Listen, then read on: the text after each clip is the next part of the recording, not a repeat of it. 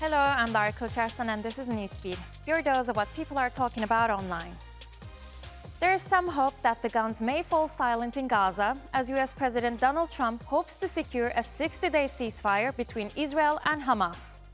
Since war broke out in 2023, international activists and aid agencies have been calling for the brutality to end, but both have paid a hefty price. Aid agencies' operations in Gaza were downsized, and pro-Palestinian activists denied entry to the US. British rap punk duo Bob Vylan has become the latest casualty.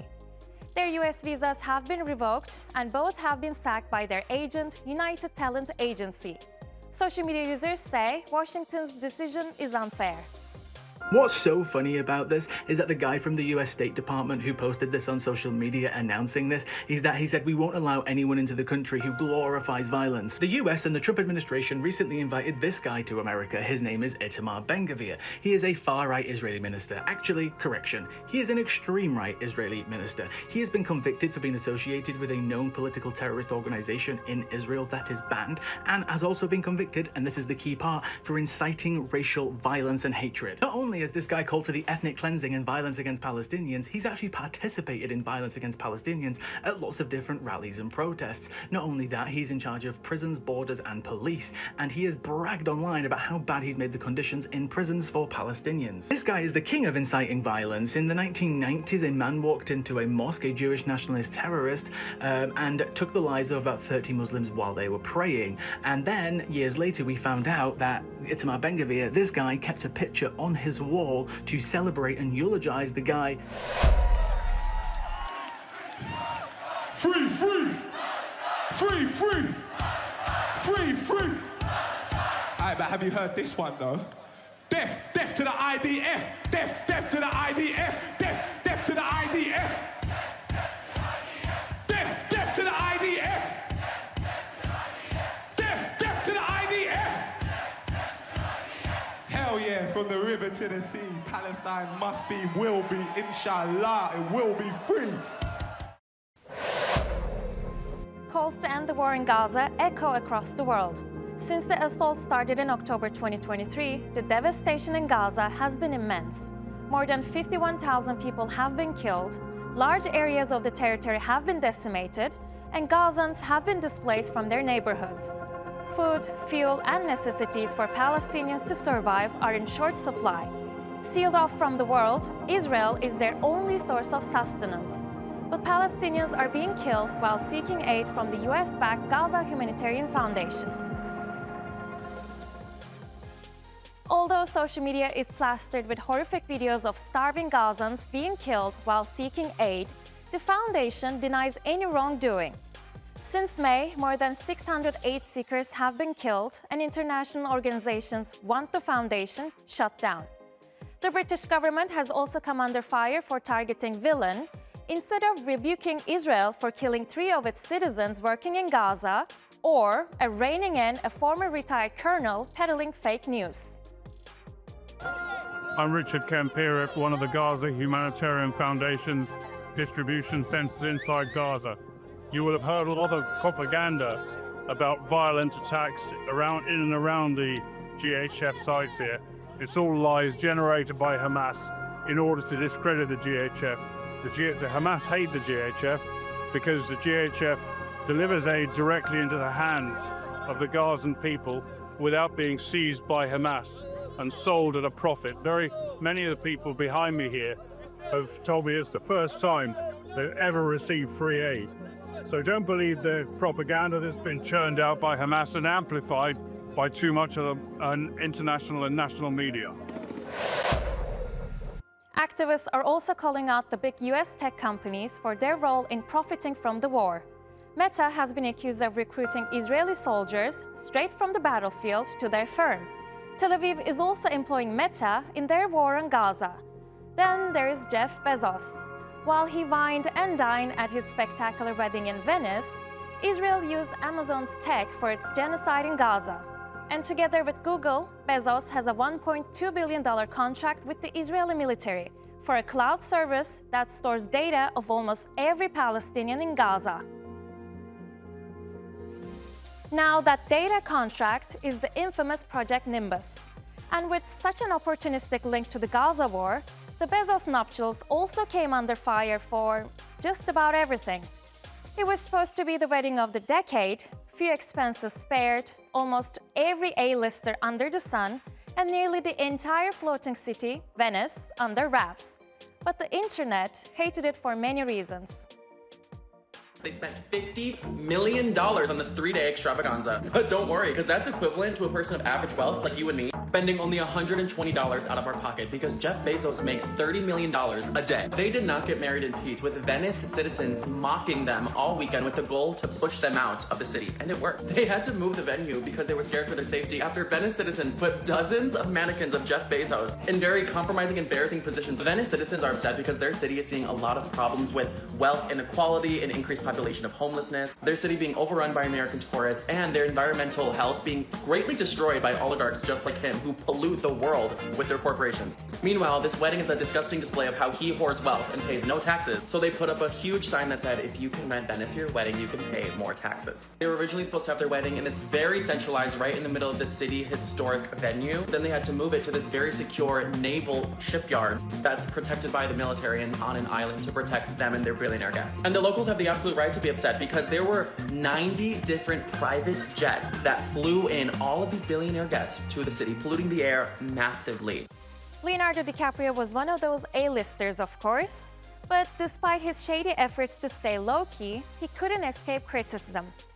Known for championing climate change, his presence at Bezos' wedding, one of the biggest contributors to the climate crisis, sparked accusations of hypocrisy.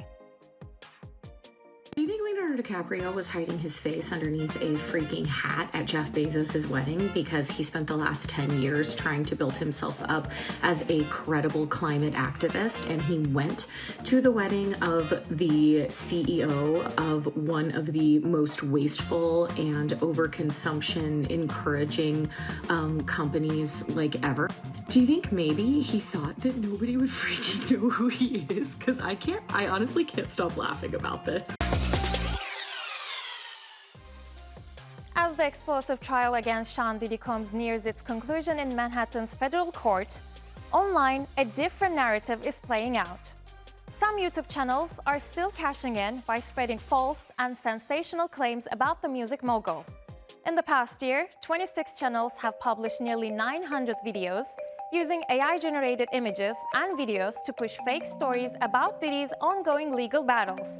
And together, those videos have racked up almost 70 million views. Each video typically follows the same formula: a clickbait title, an eye-catching AI-generated thumbnail, and a false claim linking a random celebrity to Diddy. Some claim that celebrity testified against them, others allege coarse sexual encounters or shocking confessions, none of which are true. Combs is being tried in a federal courtroom which bans all photos and video.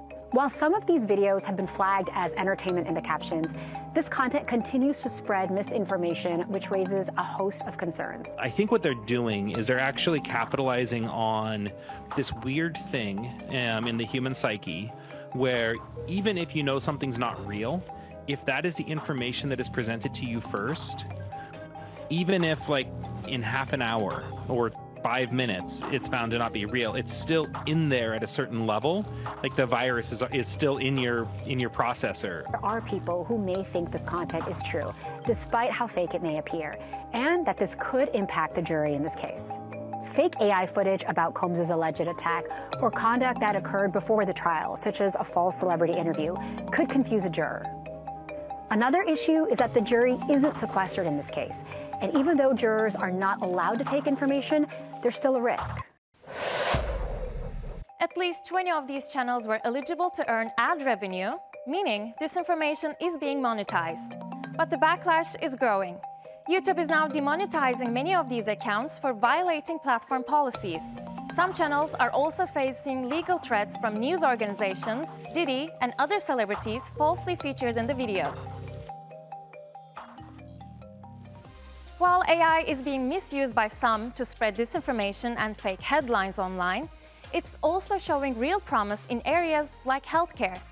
In a major step forward, Microsoft has unveiled a new AI system that outperforms human doctors in complex medical diagnosis. The system is designed to act like a panel of expert physicians working together to solve challenging medical cases. When paired with OpenAI's latest model, called O3, Microsoft says the AI was able to correctly diagnose more than 80% of a set of complex cases. For comparison, when the same cases were given to real doctors, working alone without access to research materials or colleagues, only 20% were accurately solved. Microsoft says the technology also has the potential to cut healthcare costs by making smarter, more efficient decisions. Are doctors about to be out of jobs? Would you actually trust an AI medical robot to perform a heart or brain or whatever surgery on you? Personally, I would, because the precision with AI and robots would be, perfect versus the potential for human error. The place that I'm most interested to see is insurance companies. If insurance companies get a hold of this data and they find out that it's more accurate to use these models than to go with a physician, which that could drive down costs. I'm sorry to announce, ladies, but Lululemon is coming for your dupes. The athleisure company has sued retail giant Costco for selling alleged knockoffs. Lululemon says Costco cashed in on its name and designs by selling unlicensed fakes. In the lawsuit, they use a sweatshirt as an example. They say it's illegal that Costco is using the same material, plastic, the same pattern, the same design, and selling it for $8 because they're selling theirs for $118. So thank you, Costco, for exposing Lululemon and telling us what a sweatshirt from them is actually worth. And then Lululemon, you also say in the lawsuit that you have entire teams dedicated to research and innovation and that you protect that innovation. And perhaps if you have entire teams researching plastic, then you know that plastic is bad for our bodies. By all means, move at a glacial pace. You know how that thrills me. Can you please spell Gabbana? You used to be sick. I'm wearing Valentino for crying out loud. Oh, don't be ridiculous, Andrea. Everybody wants this. It's official. The Devil Wears Prada is getting a sequel, just as the woman it's set to be based on, Vogue's Anna Wintour, is stepping down. Nearly 20 years after Meryl Streep, Emily Blunt, Anne Hathaway, and Stanley Tucci made high fashion iconic, the original cast is back and production is underway. This time around, we will see Miranda Priestley, played by Streep, navigating the collapse of traditional magazine publishing while going head-to-head with her former assistant Emily, who is now a high-powered executive at a luxury ad agency.